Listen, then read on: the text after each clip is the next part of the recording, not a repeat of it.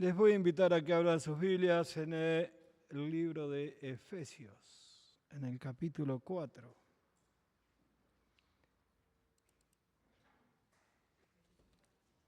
Efesios capítulo 4.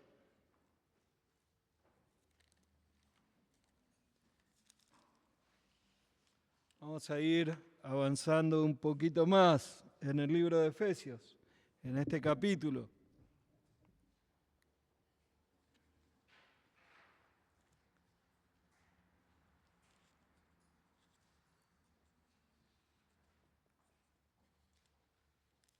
Vamos a ir desde el versículo 7 en adelante. Dice, pero a cada uno de nosotros fue dada la gracia conforme a la medida del don de Cristo. Por lo cual dice, subiendo a lo alto llevó cautiva la cautividad y dio dones a los hombres. Y esto que subió, que es, sino que también había descendido primero a las partes más bajas de la tierra. El que descendió es el mismo que también subió por encima de todos los cielos para llenarlo todo. Y él mismo constituyó a unos apóstoles, a otros profetas, a otros evangelistas, a otros pastores y maestros, a fin de perfeccionar a los santos para la obra del ministerio, para la edificación del cuerpo de Cristo, hasta que todos lleguemos a la unidad de la fe y del conocimiento del Hijo de Dios, a un varón perfecto a la medida de la estatura de la plenitud de Cristo, para que ya no seamos niños fluctuantes, llevados por doquiera por todo viento de doctrina, por estratagemas de hombres que para engañar emplean con astucia las artimañas del error, sino que siguiendo la verdad en amor, crezcamos en todo en aquel que es cabeza, esto es Cristo, de quien todo el cuerpo bien concertado y unido entre sí por todas las coyunturas que se ayudan mutuamente según la actividad propia de cada una, de cada miembro, recibe su crecimiento para ir edificándose en amor. Señor y Padre nuestro, queremos agradecerte por tu palabra, rogamos que la bendigas, que sea de bendición a nuestros cuerpos, que lo que aprendamos, Señor, en el día de hoy podamos aplicarlo a nuestras vidas. Lo pedimos en el nombre de Cristo Jesús. Amén. Pablo va a empezar diciéndoles acá que hay para cada uno de nosotros algo que el Señor nos quiere dar. Recuerden, él venía hablando a la iglesia como el grupo de iglesia, como el grupo de hermanos, ¿sí? Habló de la unidad que tenemos que tener como iglesia. Ahora va a dirigirse a los hermanos individualmente, por un par de versículos. Va a dirigirse a los hermanos individualmente. Y él les dice acá, versículo 7, pero a cada uno de nosotros fue dada la gracia conforme a la medida del don de Cristo. El Señor Jesucristo, por su gracia, porque don es gracia, es regalo, es lo que cada uno de nosotros tenemos para la salvación. La gracia del Señor nos permite llegar a ser salvos.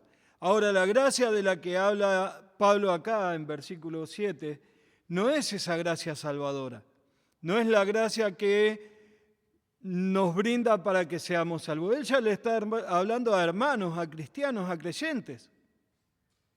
Entonces, ¿de qué se trata? De la gracia que Él tiene sobre nosotros cada día. La gracia por la cual nos permite que si confesamos nuestros pecados, Él es fiel y justo. Cometés pecado porque sos un pecador.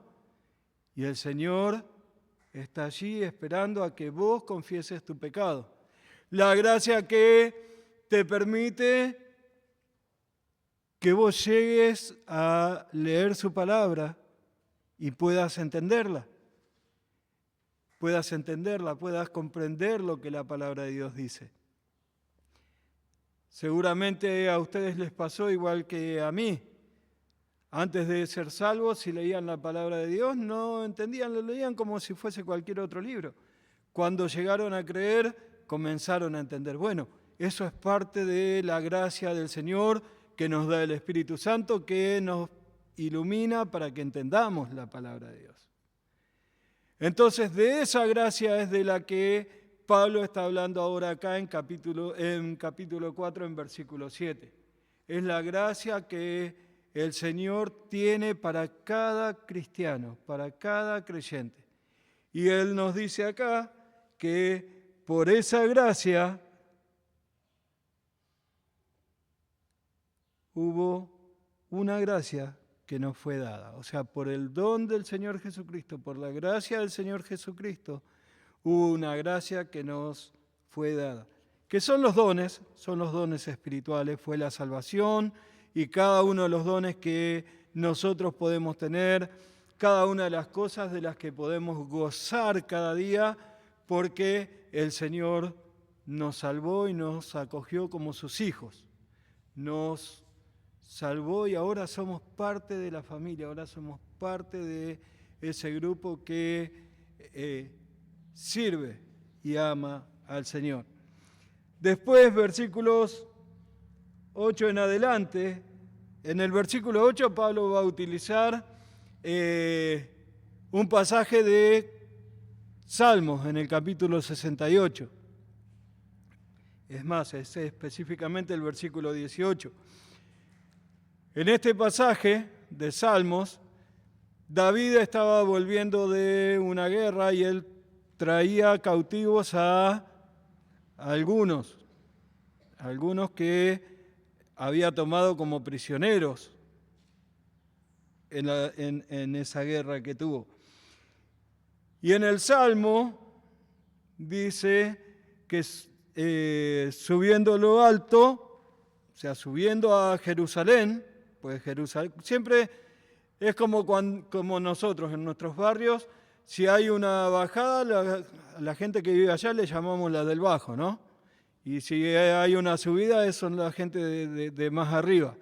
Bueno, Jerusalén está arriba, Jerusalén está en una colina. Entonces, David iba hacia allí, dice, subiendo a lo alto, llevó cautiva a la cautividad y dio dones a los hombres. Eso que habla allí de los dones es la gracia. David le había dado como gracia porque tenían que morir todos los que estaban en una guerra.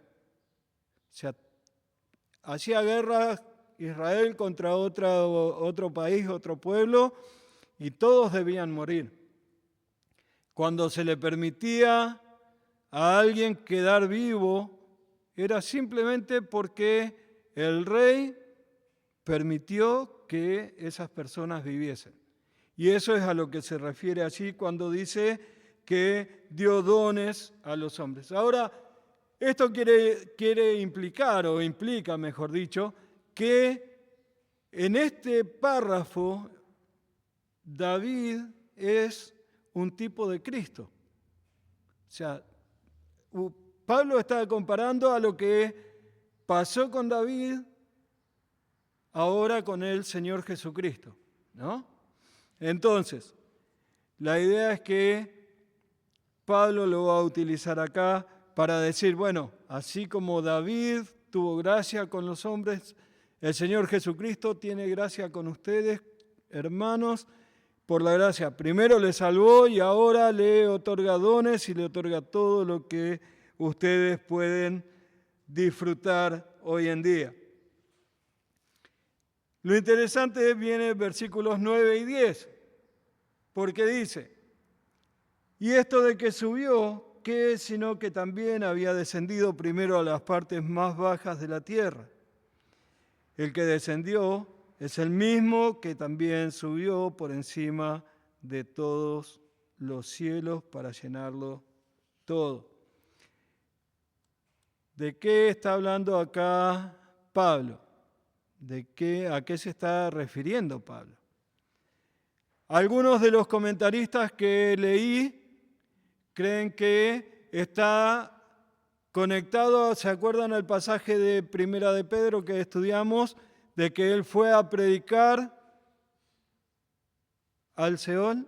Bueno, creen que se trata de eso, de que fue allí a predicar. Pero él de allí no trajo a nadie cautivo.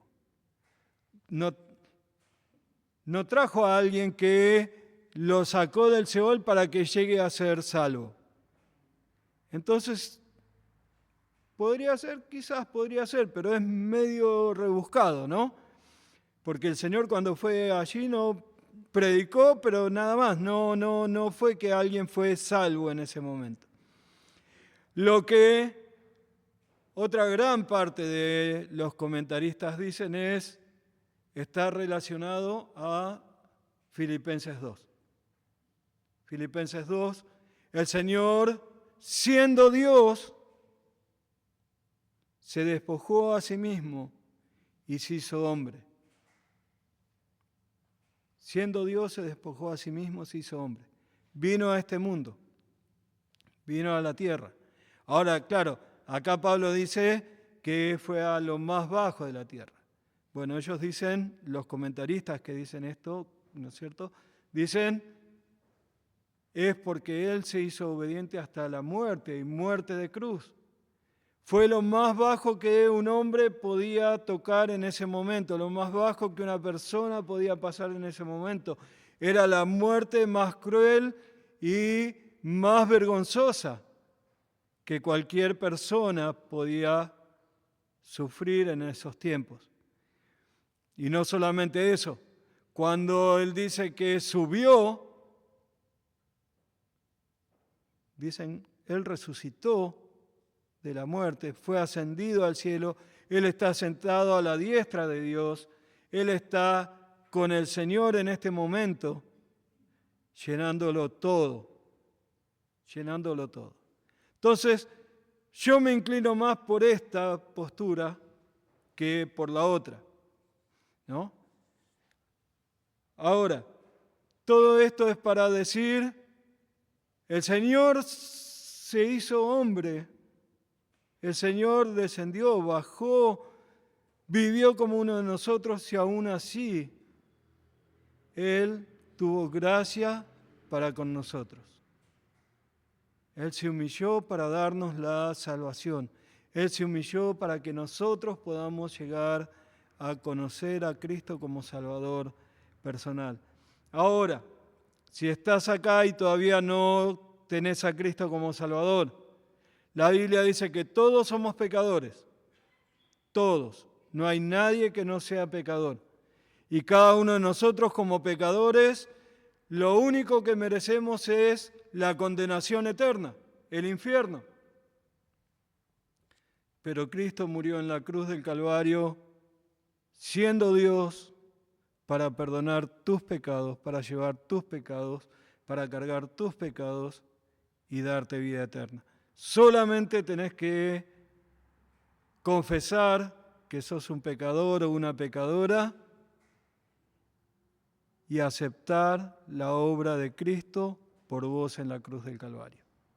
Si querés saber más, háblanos después a cualquiera de los cristianos que estamos acá y te vamos a compartir más de cómo es o cómo podés llegar a creer en Cristo como Salvador. Si estás en las redes viéndonos y querés saber más, escribinos y vamos a responderte lo antes posible para que también puedas saber cómo creer en Cristo como Salvador personal.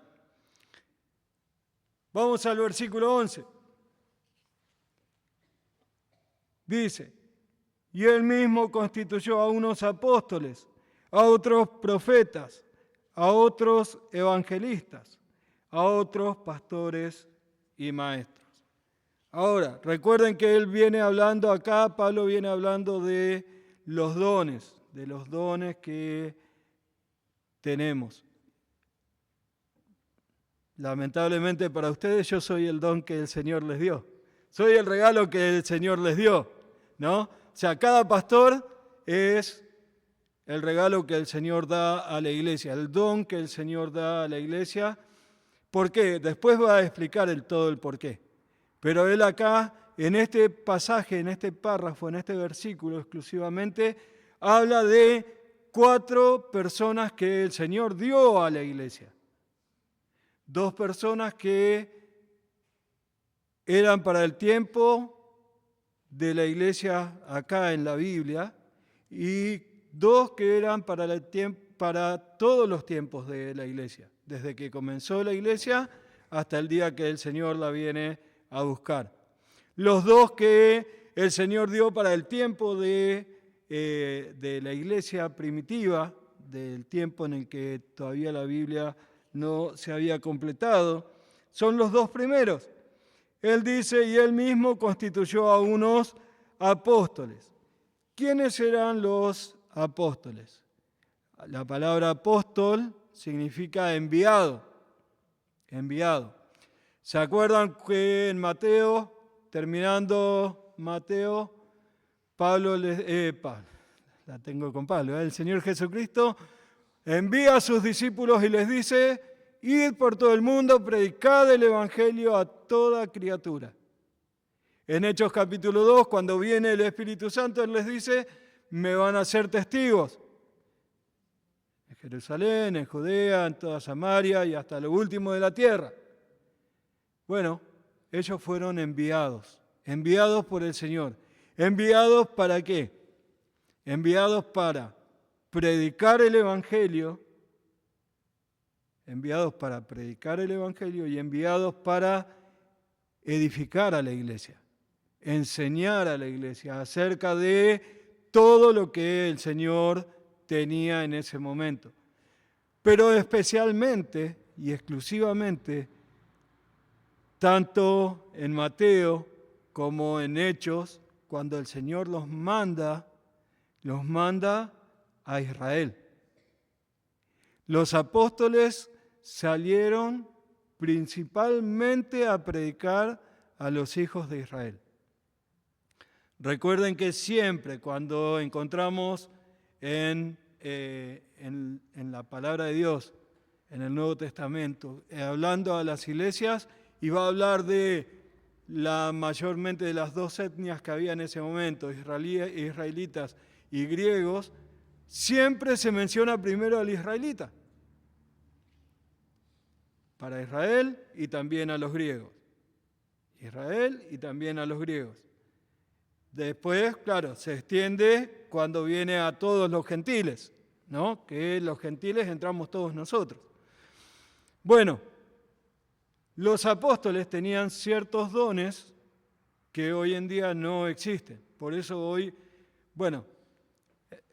apóstoles no existen porque el apóstol tenía que haber sido testigo de las cosas que hizo el Señor Jesucristo. No creo que haya alguien con más de 2000 años que esté vivo hoy en día. Entonces no puede haber apóstoles hoy. Pero los apóstoles estaban enviados al pueblo de Israel. El pueblo de Israel necesitaba ver que el que venía a predicarles venía de parte de Dios. O sea, no les bastaba solamente con escuchar. Tenían que ver que ellos hagan milagros. ¿Quiénes eran los que hacían milagros en el tiempo de la palabra de Dios? Los apóstoles.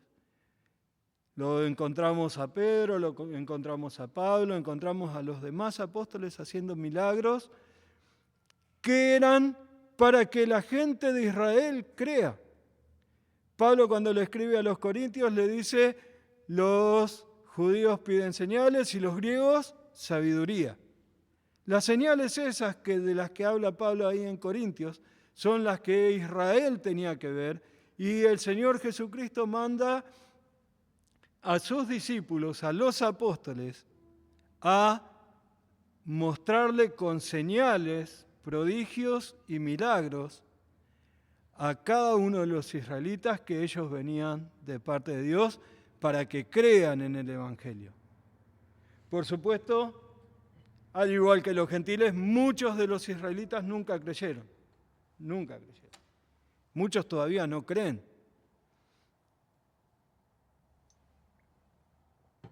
Pero de eso era de lo que se trataba de los apóstoles. Ahora es interesante, porque después dice profetas.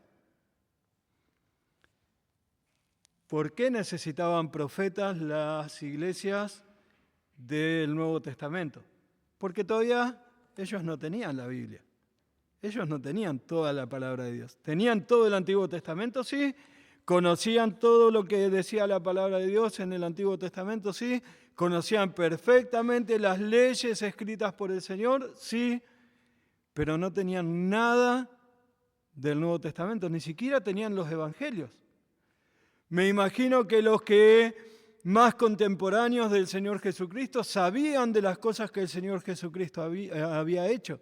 Y quizás algunos de ellos habían contado a sus hijos o a sus nietos las cosas que el Señor Jesucristo había hecho. Pero ellos no tenían completa la palabra de Dios. Ellos necesitaban todavía a alguien que les dé la palabra de Dios. Por supuesto, la mayoría de los que nosotros conocemos son los apóstoles que escribieron la palabra de Dios, los discípulos que escribieron la palabra de Dios, pero también en Corintios se nos menciona que había hermanos dentro de la iglesia que profetizaban, ¿no? Eso era para ese tiempo. Claro, ellos no tenían la Biblia. Nosotros no necesitamos hoy en día más revelación. Nosotros necesitamos saber algo de cuál es la voluntad de Dios en tal o cual aspecto. Lo tenemos en la palabra de Dios. ¿Queremos saber cómo tengo que servir al Señor? Lo encontramos en la palabra de Dios. ¿Queremos saber qué es lo que tengo que hablar? Lo encontramos en la palabra de Dios. ¿Queremos saber qué es lo que tenemos que estudiar? Lo tenemos en la palabra de Dios. Todo lo encontramos en la palabra de Dios. Entonces no necesitamos hoy en día profecía. No necesitamos. A veces, y me acuerdo cuando yo era soltero me pasaba muy seguido, el Señor me revelaba quién tenía que ser mi novia, ¿no? Muchas veces no querían ellas, pero a veces pensamos que el Señor nos habla así, que el Señor me revela, que el Señor me va a aparecer en un sueño como le aparecía a los profetas y me va a decir qué es lo que tengo que hacer en mi vida. Bueno, no, quiero avisarte que no va a pasar así. El Señor te habla por medio de su palabra. Entonces, todo lo que querés saber acerca de lo que tenés que hacer en tu vida y con tu vida está en la palabra de Dios.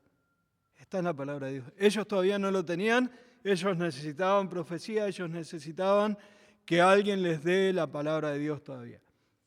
Entonces, en ese tiempo había profetas. Tenían todavía a los profetas.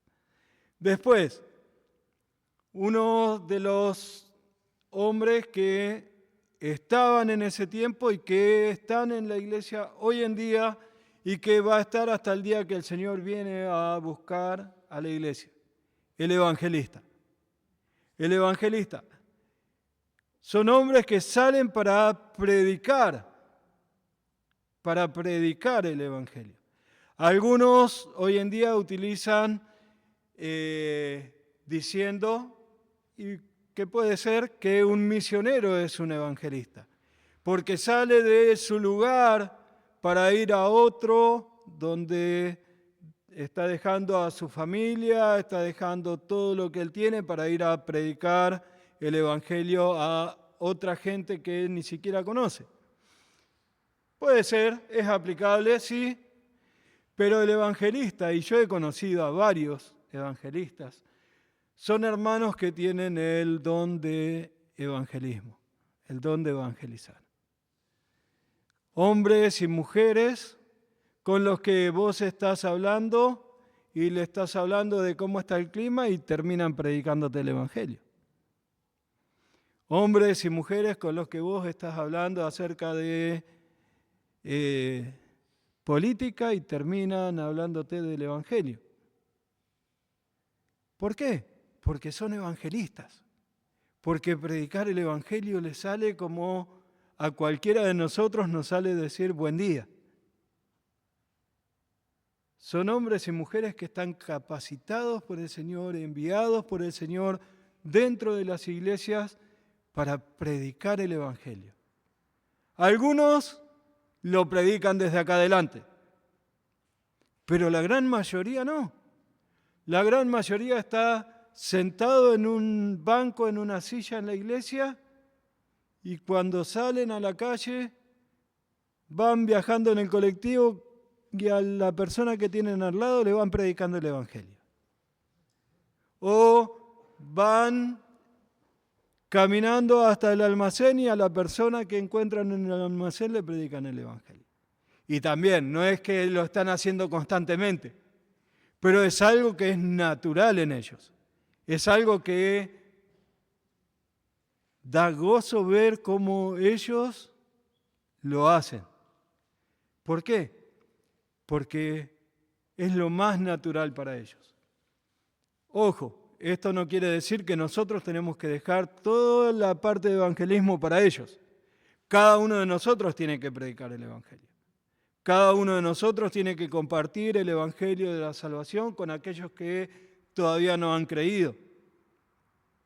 Eso es una responsabilidad que tenemos cada uno de nosotros como creyentes. Cada creyente tiene que predicar el Evangelio.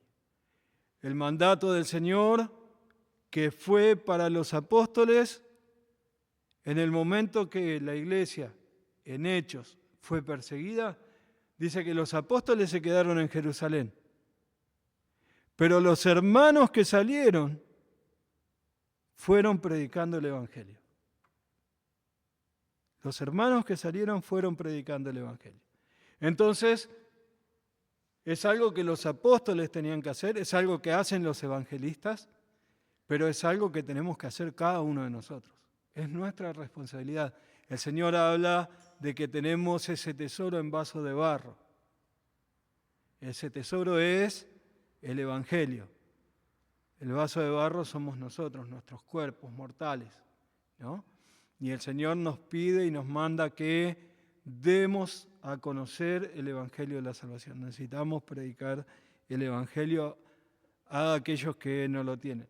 Y seguramente tenés conocidos, tenés familiares, tenés amigos que necesitan creer en el Evangelio y necesitas predicarles vos el Evangelio a ellos. No esperes a que otro vaya a predicarles. Y por último, dice acá versículo 11, que Él dio pastores y maestros. Pastores y maestros. Esto va junto, va pegado. No es que son pastores, maestros. Son pastores y maestros. ¿Por qué? Porque el pastor, uno de los requisitos que encontrás en capítulo 3 de Primera de Timoteo y en Tito 1 para los pastores es que tiene que ser apto para enseñar. El pastor tiene que ser apto para enseñar. Ahora, no solamente es eso. El pastor es quien debe estar preparado para predicar y para enseñar, pero también el pastor tiene que ser... Hay tres palabras que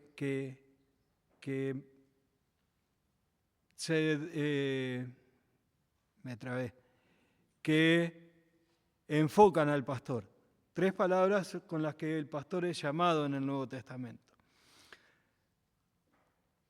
Es pastor, ¿por qué? Porque debe guiar a la grey del Señor. Es pastor porque debe guiar a la congregación a lo que el Señor quiere que la congregación haga. Los pastores en ese momento, y mayormente Israel es mucho desierto, entonces los pastores guiaban a las ovejas a los lugares donde estaban los mejores pastos, a los lugares donde estaba el agua más fresca, para que las ovejas se mantengan bien, para que las ovejas se engorden, para que las ovejas crezcan bien. El pastor, su trabajo es guiar a la congregación en todos los asuntos, en todos los asuntos. Por eso el pastor principalmente tiene que ser el que puede aconsejar a un hermano, el que quiere aconsejar a un hermano. El pastor tiene que ser el que puede decirle a un hermano, me parece que estás cometiendo pecado al hacer esto. Sin temor a que ese hermano diga, bueno, si usted piensa que yo estoy en pecado, me voy de la congregación y no vuelvo nunca más. Es nuestro deber, es nuestro trabajo comunicarle a ese hermano que está pecando contra el Señor. Y lo tenemos que hacer. Como dije antes, el hecho de guiarles a los mejores pastos y al mejor agua es predicar de la mejor manera la palabra de Dios. ¿Y cómo predicamos de la mejor manera? Estudiando, preparándonos, no viniendo 10 minutos antes de la reunión a leer qué pasaje tengo que predicar. Hay muchas iglesias y he visto a muchos pastores que llegan al púlpito y donde abren la Biblia, ahí te predican. Se fijan qué versículos hay y ahí predican. O quizás algunos lo leen un ratito antes, pero nada más. El Señor no quiere que hagamos eso. El Señor quiere que nosotros alimentemos bien a las ovejas, alimentemos bien a la grey, que le demos el agua más fresca. Entonces necesitamos prepararnos y eso es lo que es el trabajo del pastor. El pastor también es llamado obispo y el obispo es alguien que supervisa, alguien que vigila a la iglesia. Y no es que es alguien que es superior, ¿sí? Sino que es alguien que está viendo a la iglesia, supervisando que no haya ninguna oveja que se está yendo del camino, que se está descarriando. Que las cosas que están sucediendo en la iglesia sean las cosas que agradan al Señor. Supervisar de que no haya murmuración, de que no haya recelo entre los hermanos. Supervisar de que si algo anda mal, tratar de solucionarlo enseguida entre los hermanos. No dejar pasar el tiempo, no dejar que las cosas pasen. Ese es el trabajo del pastor como obispo. Pero también, y aunque me gusta menos, el obispo es llamado anciano. El anciano ¿qué era? Si van al Antiguo Testamento, van a encontrar que se nombra mucho al anciano en el pueblo de Israel. Los ancianos se sentaban a la puerta de la ciudad y cualquiera que tenía un problema dentro de la ciudad, un litigio entre dos o cualquier problema que hubiese, iban a los ancianos a pedir consejo. Y ellos eran una especie de jueces entre los hermanos, entre los miembros de esa comunidad. Bueno, el pastor no es un juez para juzgar a cada uno de los hermanos de la iglesia, pero sí es alguien que es elegido por la madurez que tiene, alguien que es elegido porque se sabe que va a poder guiar a la iglesia, que cuando hay algún problema no va a decirle a otro hermano, andá y arreglalo vos. No va a tratar de esquivar el bulto, como decimos nosotros, ¿no?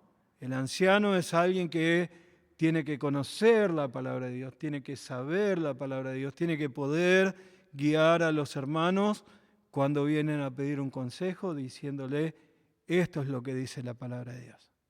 No diciéndole, mi experiencia es que, no, la experiencia no sirve. O sea, sirve para un montón de cosas, pero no sirve en el momento de aconsejar. Tenemos que aconsejar lo que la palabra de Dios dice. Y eso es lo que tiene que hacer un anciano. Eso es lo que tiene que hacer alguien que está puesto en la congregación para enseñar y para pastorear a la congregación. Entonces, allí encontramos a los pastores y maestros. Entonces, tenemos primero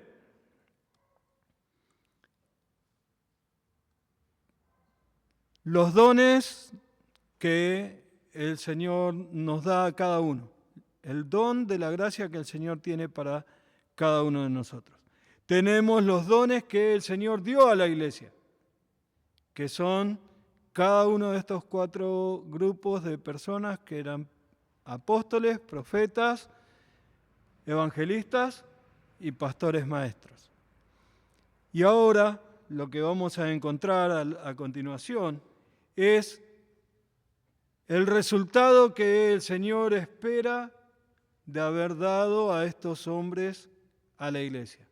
El resultado que el Señor espera de haber dado a estos hombres a la iglesia. Versículos 12 al 16 dice: a fin de perfeccionar a los santos para la obra del ministerio, para la edificación del cuerpo de Cristo, hasta que todos lleguemos a la unidad de la fe y del conocimiento del Hijo de Dios, a un varón perfecto, a la medida de la estatura de la plenitud de Cristo, para que ya no seamos niños fluctuantes, llevados por doquiera de todo viento de doctrina, por estratagemas de hombres que para engañar emplean con astucia las artimañas del error, sino que siguiendo la verdad en amor, crezcamos en todo en aquel que es la cabeza, esto es Cristo, de quien todo el cuerpo, bien concertado y unido entre sí por todas las coyunturas, que se ayudan mutuamente,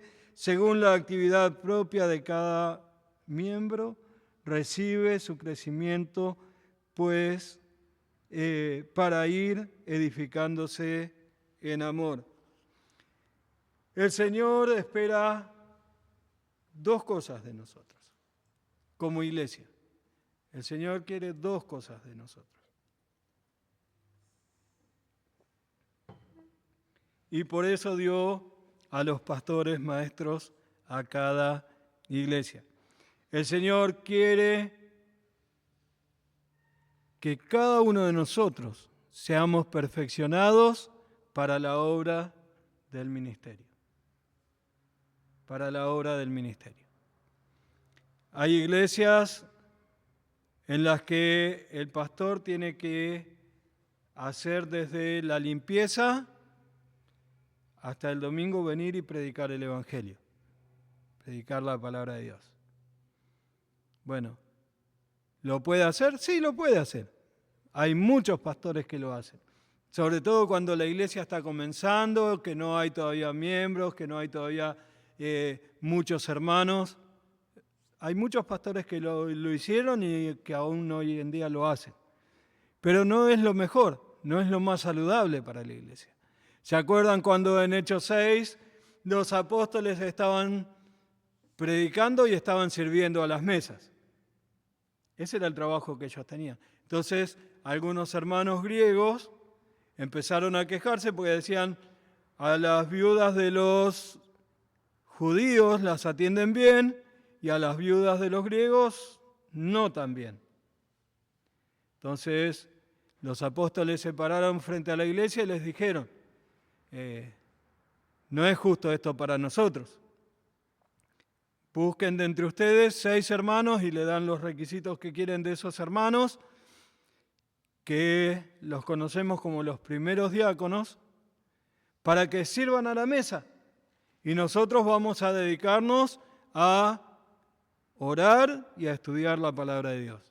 Bueno, el pastor mayormente tiene que dedicarse a esas cosas, a orar y a estudiar la palabra de Dios. Por supuesto, el pastor tiene que aconsejar, como dije antes, el pastor tiene que estar listo para visitar a cualquier hermano que lo necesita, el pastor tiene que estar atento a los hermanos que están enfermos, el pastor tiene que estar atento al hermano que no viene el domingo, por qué no viene, el pastor tiene que estar atento a todo lo que pasa. Es el supervisor, lo que decíamos antes, ¿no?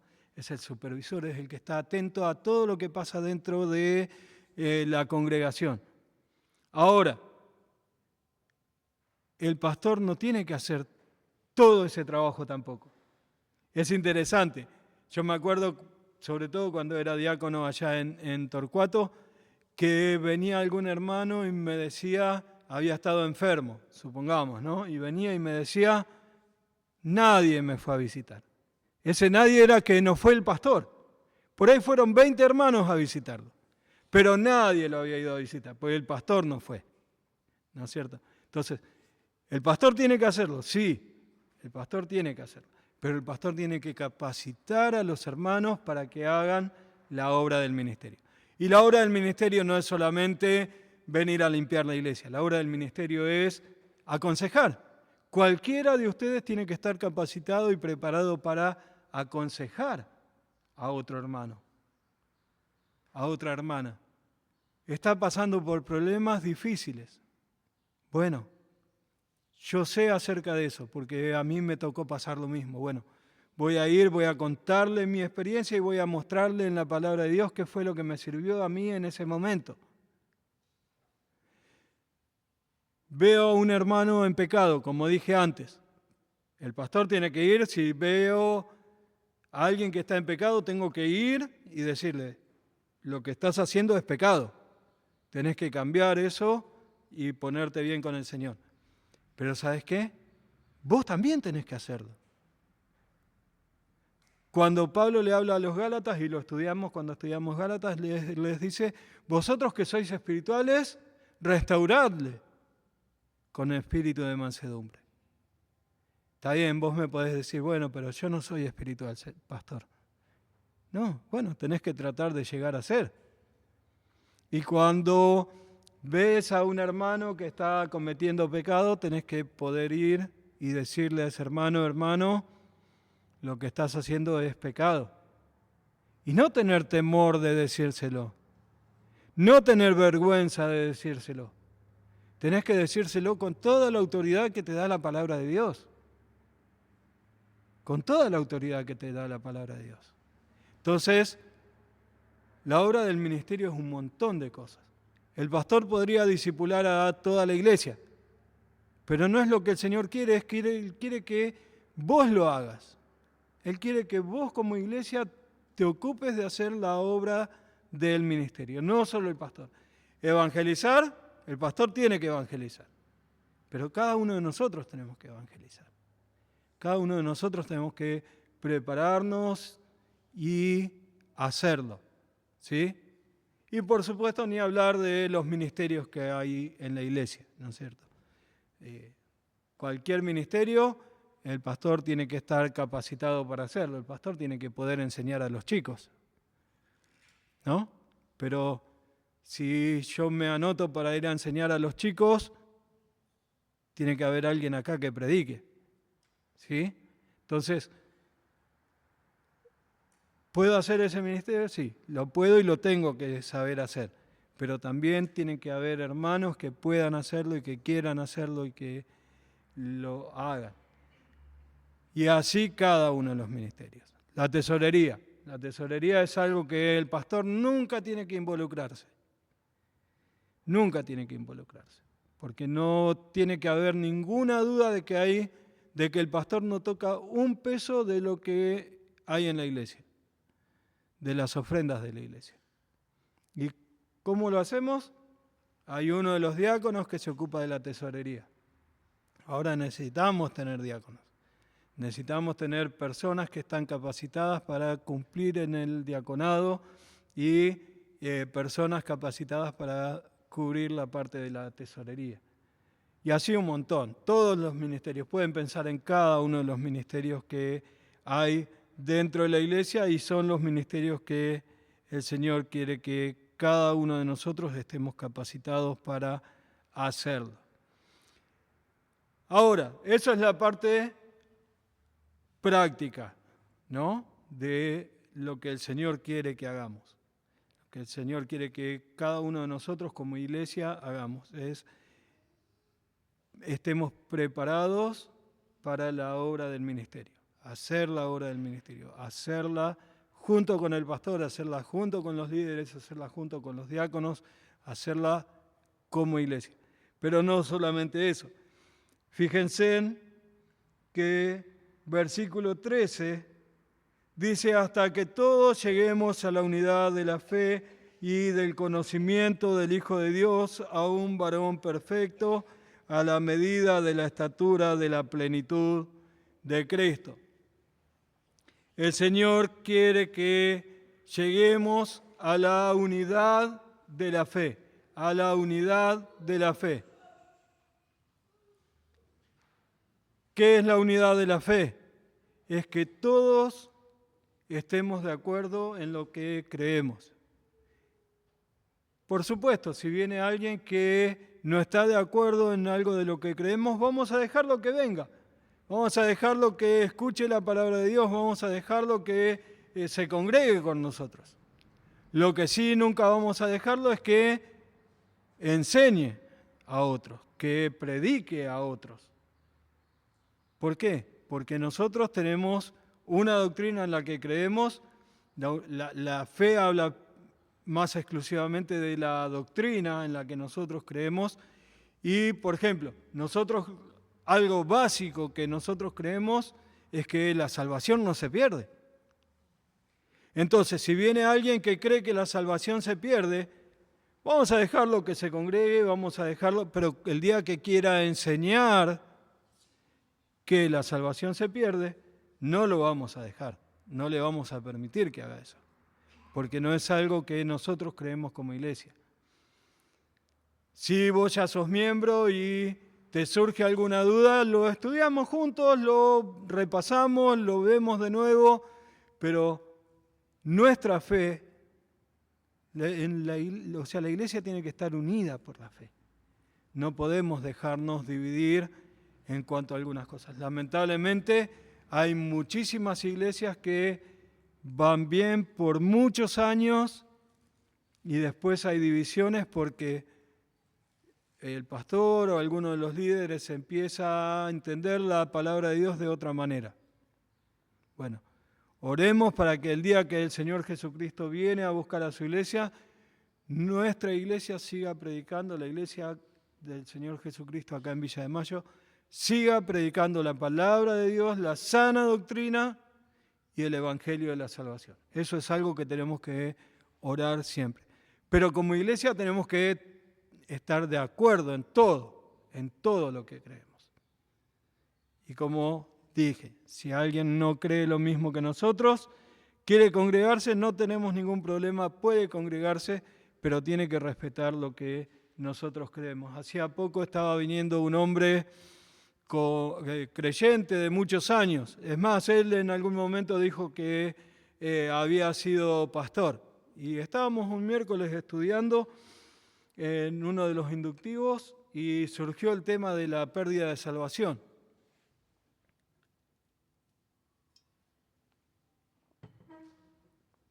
Y cuando le explicamos que la salvación no se pierde y le mostramos con la palabra de Dios que la salvación no se pierde, abrió los ojos así grandes y dijo, ahora puedo estar tranquilo porque su esposa está apartada, porque uno de sus hijos está apartado, entonces dijo, ahora puedo estar tranquilo porque sé que ellos no perdieron la salvación.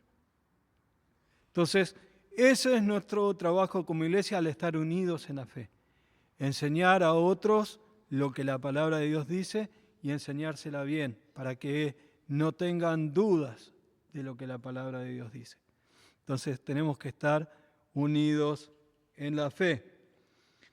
Versículo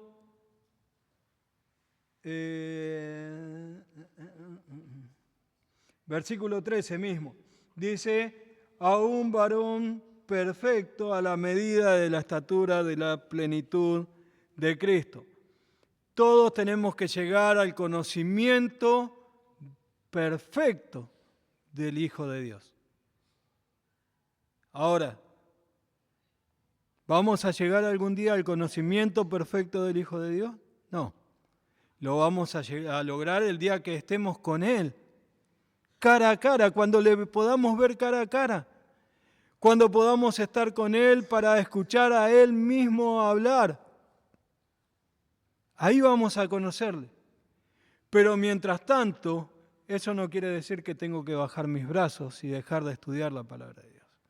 Al contrario, yo tengo que llegar a ser uno de estos hombres, que llegue al conocimiento perfecto. Entonces, cada día busco en su palabra, cada día leo su palabra, cada día me perfecciono un poco más. Voy buscando un poco más. podés, y hay un montón de formas de leer la Biblia en un año. Podés leer toda la Biblia en un año. ¿Lleva tiempo? Sí, a veces cuando están las partes más largas te lleva 20 minutos, pero no más de eso. En todo el día no es más que eso. Entonces, estudiá la palabra de Dios, aprendé de la palabra de Dios, aprendé acerca de lo que el Señor quiere. Comprá libros que hablen acerca de ciertos temas, buscá comentarios que hablen acerca de ciertos temas. Si no los podés comprar o si no los tenés y querés, hay un pasaje que estuviste leyendo y que no entendés bien o querés saber más, podés preguntarnos a cualquiera al pastor o a cualquiera de los diáconos, a cualquiera de los líderes, o quizás incluso a un hermano o una hermana que hace más años que está congregándose y que conoce más de la palabra de Dios. Pero necesitamos tratar de llegar al conocimiento perfecto de nuestro Señor Jesucristo. Esa tiene que ser nuestra meta. Esa tiene que ser nuestra meta. Nunca vamos a lograrlo. Nunca podemos llegar a decir, ya sé todo de la Biblia, ya sé todo del Señor. No, nunca lo vamos a saber todo. Pero sí tenemos que estudiar y perfeccionarnos y buscar y encontrar todo lo que la palabra de Dios dice. ¿Por qué? Fíjense en versículo 14. Para que ya no seamos niños fluctuantes, llevados por doquiera de todo viento de doctrina, por estratagemas de hombres que para engañar emplean con astucia las artimañas del error.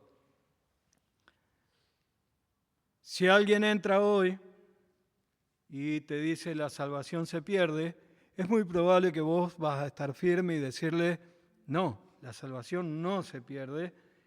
Y por ahí conocés los pasajes, por ahí no, pero sabés que la salvación no se pierde, que vos tenés vida eterna porque el Señor te lo dio. Pero hay muchos otros aspectos que la palabra de Dios enseña, en los que hombres buscan engañarte, buscan tratar de llevarte por una doctrina equivocada. En aquel tiempo eran los judaizantes, ¿se acuerdan? Lo estudiamos. Los judaizantes entraban en las iglesias y le decían, no, está bien que creas en Cristo, pero tenés que cumplir ciertos requisitos de la ley que el Señor dio en el Antiguo Testamento. Bueno, hoy en día no viene así tan abiertamente, no te lo dicen así, pero enseñan falsa doctrina. Y nosotros tenemos que ser maduros. A un chico vos le decís, hoy tenés que sonreír a todos. Y el nene sonríe, pero mañana le decís, cuando vienen a saludarte no le sonrías a nadie y lo hace. ¿Por qué? Porque se lo estás diciendo vos con autoridad, porque le querés enseñar. Hace poquito veía un video y es gracioso porque se trata de fútbol, ¿no es cierto? El nene estaba todo vestido de River y el día que jugó Boca River y cuando Boca hizo el gol, el nene salió gritando el gol de Boca, ¿no es cierto? ¿Por qué? Porque vos lo vestís de una manera, pero él piensa de otra manera o quiere hacer de otra manera. El Señor dice, nosotros no tenemos que ser así, como cristianos no podemos ser así. No tiene que venir alguien a decirnos, esto es así y nosotros creerlo porque lo dijo esta persona.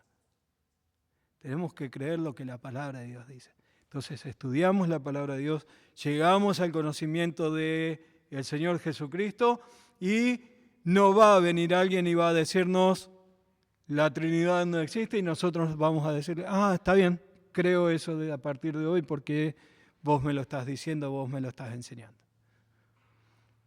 Tenemos que llegar a ser hombres y mujeres que están preparados. ¿Se acuerdan? Lo estudiamos también cuando estudiamos Pedro. Estar preparados para presentar defensa. Estar preparados para presentar lo que nosotros creemos y por qué lo creemos. Entonces, no tenemos que ser niños llevados por doquier para para cualquier lado, por cualquier viento de doctrina, dice el apóstol. Versículo 15. Sino que siguiendo la verdad en amor crezcamos en todo en aquel que es cabeza, esto es Cristo. Siguiendo la verdad en amor. Tenemos que seguir la verdad en amor. Ahora, en un mundo que te dice no hay una verdad absoluta,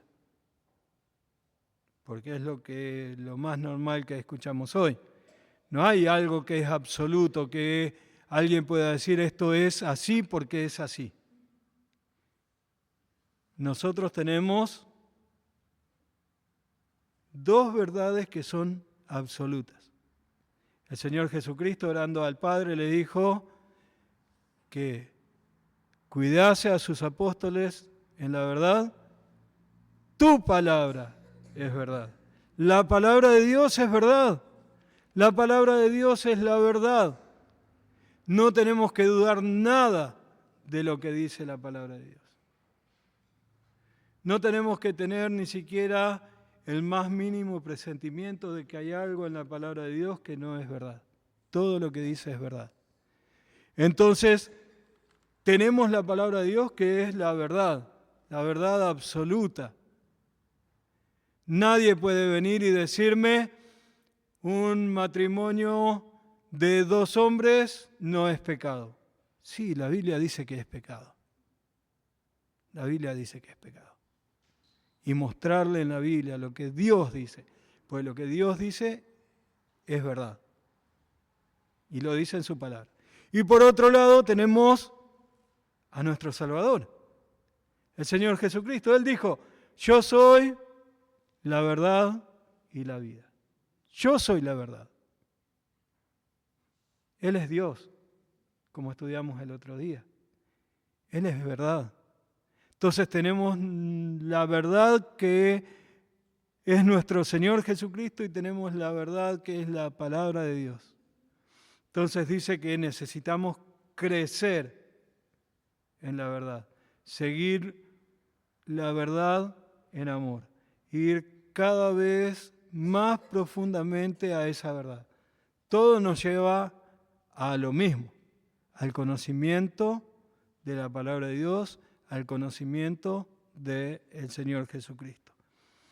Y por último, versículo 16, dice de quien todo el cuerpo bien concertado y unido entre sí, por todas las coyunturas que se ayudan mutuamente, según la actividad propia de cada miembro, recibe su crecimiento para ir edificándose en amor.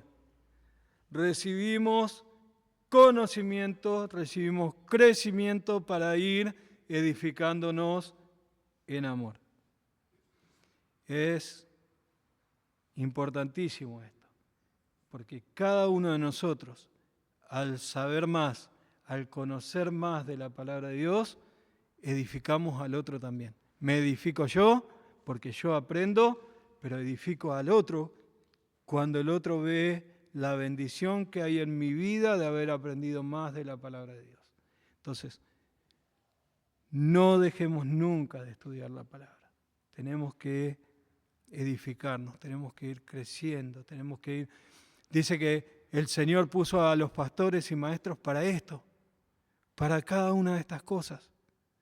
El Señor puso a los pastores y maestros para edificar a la iglesia, para que la iglesia ya no sea llevada por doquiera, por cualquier viento de doctrina. El pastor fue puesto para que la iglesia crezca, pero el crecimiento lo tiene que tener la iglesia. La iglesia. Y por supuesto, el pastor va a tratar de darte el mejor alimento que puede el domingo y el mejor alimento que puede el miércoles. Pero los otros días de la semana el pastor no vive con vos, excepto con Alicia. Entonces, yo no puedo estar edificándote cada día. Eso lo tenés que hacer vos. Y lo haces por medio de la palabra de Dios. No es que hay un secreto, no es que tenés que estudiar en un seminario, no es que tenés que hacer un posgrado, tener un máster en divinidad. Tenés que estudiar la palabra de Dios, aprender la palabra de Dios. Eso te edifica a vos, te fortalece a vos, te hace que vos seas una persona que es de bendición al resto de la iglesia. Entonces te animo, cada día a agarrar la palabra del Señor. El salmista decía que leía la palabra de Dios a la mañana, a la tarde, a la noche, al mediodía. Que oraba a la mañana, a la tarde, a la noche, al mediodía. Bueno, a veces, si estás en tu trabajo, no podés decir, leo la palabra de Dios. Puedo sentarme 10 minutos a leer la palabra de Dios. Pero hay tiempos. Necesitamos hacernos tiempos. Necesitamos hacernos lugar cada día para aprender más de la palabra de Dios. Así que les animo, hermanos. Oren y lean la palabra de Dios. También, como siempre digo, hoy en día podés tener en tu celular la aplicación de la Biblia. Entonces, podés escucharlo o podés ir leyéndolo cuando vas viajando, cuando estás en tu trabajo, cuando estás haciendo distintas actividades, podés estar escuchando y leyendo la palabra de Dios. Hacelo, hacelo, es de mucha bendición. Hoy en día tenemos herramientas también en el celular como Spotify, como YouTube, en el que podemos buscar excelentes predicadores. Tenemos los pastores de las iglesias hermanas, casi todos tienen una página de YouTube y una página en Spotify. Entonces, escuchá la palabra de Dios, nutrite más de la palabra de Dios. Buscá. Cuando estás en tu casa, en vez de sentarte a ver el programa de Mirta Legrand, escuchá una prédica, escuchá un mensaje. En vez de escuchar todas las pálidas que nos dan en los noticieros, escuchá un mensaje. Utilizá ese tiempo para leer la Biblia, para escuchar un mensaje, para ir aprendiendo más del Señor. ¿Por qué? Porque el Señor así lo requiere. Y porque fíjense en la analogía que utiliza Pablo acá en versículos 15 y 16. Cristo es la cabeza y nosotros, iglesia, somos su cuerpo. Nos horroriza si vemos a una persona con una cabeza así y un cuerpito así. Bueno, no tenemos que ser así nosotros. Nosotros somos el cuerpo de Cristo. Tenemos que ir creciendo a la medida de Él. Tratar de llegar a la medida del varón de Cristo, del Hijo de Dios. Ese varón perfecto. Ese varón que dio su vida por vos y por mí. Y que nos sustenta y que nos abriga y que nos da todo lo que podemos tener cada día. Entonces, ¿por qué vamos a dejar de hacerlo? Animo a todos a que podamos seguir creciendo. No importa si hace 50 años que sos creyente o si hace 2 días que sos creyente. Tenés que seguir creciendo en la palabra de Dios. Cada vez que estudiás la Biblia, un pasaje que ya lo estudiaste 10 veces, volvés a encontrar cosas nuevas. O volvés a recordar cosas que el Señor quiere que recuerdes. Así que, ánimo hermanos, estudiemos la palabra de Dios. Lamento por ustedes que el pastor que les dio fui yo, pero el Señor nos da dones como iglesia y el Señor nos da todo lo que necesitamos. Y nos da especialmente su palabra. A estudiarla, a prepararnos, a estar listos para que nadie nos pueda mover de lo que creemos y a estar listos para predicar el Evangelio a todos aquellos que aún no han creído en Cristo como Salvador. Señor y Padre nuestro, queremos